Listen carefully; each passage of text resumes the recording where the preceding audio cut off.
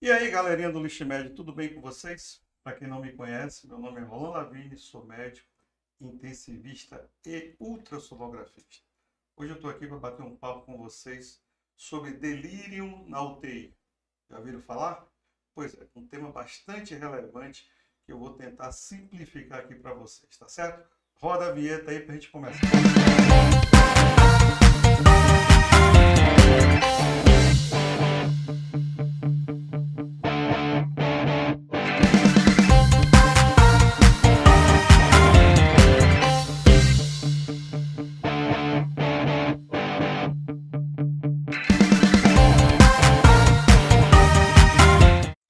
E aí, gostaram da vinheta? Pois é, galera. Delírio é uma situação que hoje atinge cerca de 80% dos pacientes internados na UTI que estão com internação prolongada, tá certo? E as causas de delírio são múltiplas. Primeiro, o ambiente. O paciente está ali enclausurado, tá certo? Deixa de reconhecer o ambiente, pouco contato com a família, então isso é uma causa importante de delírio. A segunda causa é exatamente a ventilação mecânica e o uso de algumas medicações, em especial os benzodiazepínicos, que podem levar a delírio, tá certo? E o outro aspecto importante são as doenças infecto-contagiosas, que também podem desenvolver delírio, e também o estado de desidratação. Existem inúmeras medicações também que podem levar o paciente a delírio, que eu não queria me ater aqui nesse momento. A questão fundamental é a seguinte: como é que você faz o diagnóstico diferencial de um paciente que vinha tratando lá uma infecção urinária, estava tudo bem, aí de repente ela tem um rebaixamento do nível de consciência, tá certo? Estava comunicativa com a equipe e de repente ficou lá apagadinha, não quer mais conversar, olhinho fechado. Como é que você faz esse diagnóstico diferencial? Então você está de frente com uma infecção e que teve um rebaixamento do nível de consciência, entre aspas, e que você pode considerar uma disfunção orgânica. Então você pode estar diante de um paciente que está desenvolvendo sepse. E como você faz essa diferença? Se isso é sepse ou se realmente isso é delírio? Lembrar que a própria sepse pode levar a delírio, mas você pode ter infecção somente com delírio. Então, esse diagnóstico diferencial é que você vai aprender a fazer hoje aqui, que eu vou lhe ensinar, tá certo? Então, o delírio, como a gente colocou, é um estado de mudança da consciência, tá certo? Que você tem que aplicar um questionário para você saber se realmente o seu paciente tem ou não delírio, tá certo? Verificar se ele teve algum medicamento que usou que esteja provocando confundimento, tá certo? Verificar a monitorização, se está adequada, tá certo? Às vezes escolher uma gasometria, se o paciente é mais grave, para ver realmente se isso não é uma deficiência de oxigenação, enfim.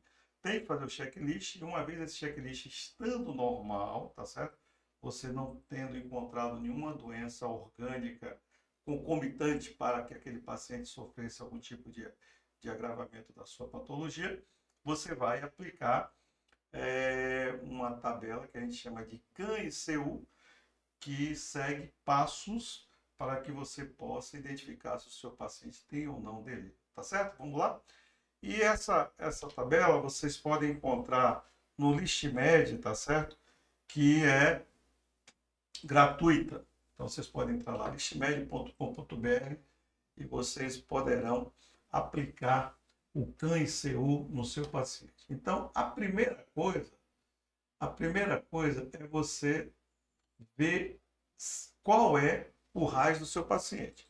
Porque se ele for -4 ou -5, ou seja, sedação intensa ou não desperta, você não pode aplicar o RAIS. Você não pode aplicar o CAN-ICU, porque esse paciente, tá certo? Ele está com a sedação profunda ou comatoso, então não tem sentido, não é verdade? Então, só se aplica o CAN-ICU para os pacientes que têm uma escala de RAIS a partir de zero. De zero. Vamos colocar que o nosso paciente esteja aqui sonolento, tá certo? Sonolento. Então, nós podemos aplicar a tabela, o CAN-ICU, tá certo? Bom, o primeiro item é perguntar se o início da doença foi agudo ou flutuante, não é? O paciente tem alguma mudança no estado mental em relação ao que era antes? Porque às vezes você tem um paciente que você foi admitido já um pouquinho rebaixado, ele tem uma demência qualquer lá, tá certo? Já é acamado, passou por algum AVC isquêmico ou hemorrágico e tá, tem um nível de consciência já diferente. Então, o seu parâmetro é o nível de consciência do início da internação, beleza? Ou se o paciente teve flutuação, tá certo? Do nível de consciência. Que é isso? Agora ele estava bem, conversando com a equipe, daí a pouco ele começou a ficar apagadinho. Aí voltou a ficar normal, depois ficou apagadinho. Então houve uma flutuação aí do nível de consciência. Se uma dessas duas perguntas é respondida como sim, já está marcado sim aqui, ele vem assim no default, sim, você vai continuar o teste. Se não, pare aí. Isso não é delírio. Busque outra causa porque não é delírio, tá certo? Bom, se você respondeu sim na primeira pergunta, você vai para a segunda pergunta, que é o item de inatenção, tá certo? Às vezes o paciente tem inatenção. O que é inatenção? É você verificar se a comunicação entre você e o seu paciente está adequada. Então você vai ler para ele lá uma palavra que tem muita letra A, assim que eu botei aqui uma, tá certo? E toda vez, você fala para ele, ó, toda vez que eu falar a letra A, você aperta a minha mão. Aí você vai falando lá, S, A, V, E, A, H, A, R, T. Então, toda vez que você pronunciou a letra A, ele tem que apertar a sua mão. Se ele deixar de apertar, é um erro. Ou se ele apertar quando você pronunciar qualquer outra letra, também é outro erro. Então, se o paciente tem mais que 3 erros, ou seja, maior que 3, maior ou igual a 3, aí isso aqui vem marcado não, você clica lá em sim. Bom, então você considerou já o item 1, que foi a pergunta do nível de consciência, se alterou, se flutuou, e inatenção. Então veja bem, e agora que é o pulo do gato. Se o paciente tem um RAIS diferente de 0, que é o caso, nosso caso ali foi -1, você já pode dizer que esse paciente tem delírio. Tá certo? Agora, se o RAIS dele for 0, você vai adiante.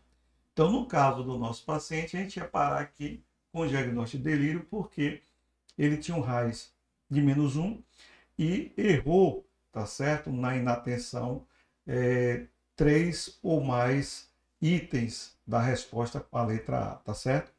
Agora, considere que o paciente tem um RAIS igual a 0, tá certo?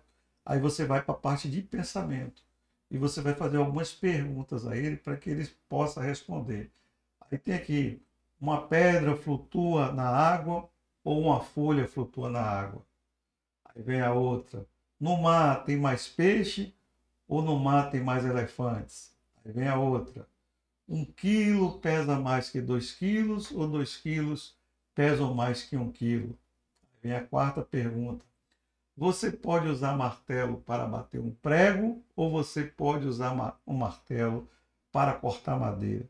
Então, aí a parte do pensamento, que são divididos em perguntas, para você tentar ver o raciocínio do seu paciente, e os comandos, quando você pede a ele, por exemplo, para levantar os mesmos 2 dedos que você levantou. Se ele tiver essa incapacidade, por conta do AVC ou algum outro problema, você faz outra manobra que ele possa reproduzir. Aí, novamente, se esse paciente tem 2 ou mais erros aqui, aí você clica aqui em sim e o paciente também tem delírio. Então, observe que são 4 blocos de perguntas, sendo a primeira fundamental, né, para que você possa continuar. Em seguida, você faz a questão da inatenção. depois vem o pensamento. Então, galera, é muito importante que vocês saibam que o delírio é uma entidade muito grave, tá certo? Que está na nossa UTI e que precisa de tratamento precoce. Às vezes você somente dá ao paciente um contato maior com a família, tá certo? Faz com que ele volte ao seu estado de consciência normal, tá certo? Outra questão, verificar a dose de medicamentos que ele está usando. Às vezes o paciente está usando medicamento em excesso, isso pode levar a delírio. Às vezes ele tem um distúrbio hidroeletrolítico, que também pode levar a delírio. Às vezes ele está desidratado, tá certo? Isso também pode levar a delírio. E ficar de olho, tá certo? Esse foi o foco do nosso vídeo de hoje, no sentido de você separar, tá certo? Uma infecção que esteja levando a uma disfunção orgânica, isso aí é sepsis, ou uma infecção e que por alguma outra incorreção esteja levando o paciente a delírio. Então, o paciente que tem delírio, ele tem que ser abordado imediatamente, tá certo? Se o delírio é hipoativo, a parte de verificar por que ele está ali largadinho, é importante trazer ele, conversar, a equipe, o médico, a enfermeira, o fisioterapeuta, fazer fisioterapia, manipular no leito, tá certo? Trazer a família para perto, tá certo? Dizer a ele o horário que está naquele momento, tá? Se for possível, mostrar para ele o ambiente externo à UTI, para que ele tenha consciência de se é de manhã, de tarde ou se é de noite. Enfim, fazer perguntas a ele que possam trazer ele de volta ao seu estado mental e de cognição normal, tá certo? Portanto, delírio é um assunto que interessa muito, tá? Porque toda vez que o paciente tem delírio, ele prolonga a sua estadia na UTI. E prolongando a sua estadia na UTI, existe a possibilidade de muitas outras causas, inclusive infecções, que podem aumentar a morbidade e a mortalidade desses pacientes. Portanto, delírio é um item que tem que estar atento na visita diária na UTI, com o diarista, o plantonista e a equipe multidisciplinar. Perguntar sempre para a equipe se houve alguma mudança do nível de consciência, porque você pode estar diante do delírio, tá certo? E lembrar que nos delírios hiperativos, porque o delírio pode ser hipoativo ou hiperativos, né? Hiperativos são aqueles com raiz positivo, tá certo? A droga de escolha para se tratar é o haloperidol, é universal isso. Ter cuidado com o haloperidol com relação ao QT do paciente. Pacientes que têm QT alongado, deve ter cuidado na hora de você ministrar haloperidol, porque o haloperidol aumenta o intervalo QT. E também verificar, tá certo, se esse paciente tem alguma incorreção, tá certo, no fast rug que você vai checar, para que um desses itens possa estar levando ao delírio. Tá bom, galera? Fica aqui um grande abraço do seu amigo Roland Lavigne. Espero que vocês tenham gostado desse vídeo. Deixa o like aí. Por favor, se inscrevam no canal. Indique o canal para outros colegas, tá certo? Porque nós vamos trazer aqui muitos conteúdos relevantes que eu sei que vai lhe ajudar na sua vida acadêmica e também na sua vida profissional. Não esqueça de acionar o sininho para que a gente possa notificar vocês de novos vídeos que nós vamos lançar aqui no nosso canal. Um forte abraço, galera, a todos, fiquem com Deus e até o próximo.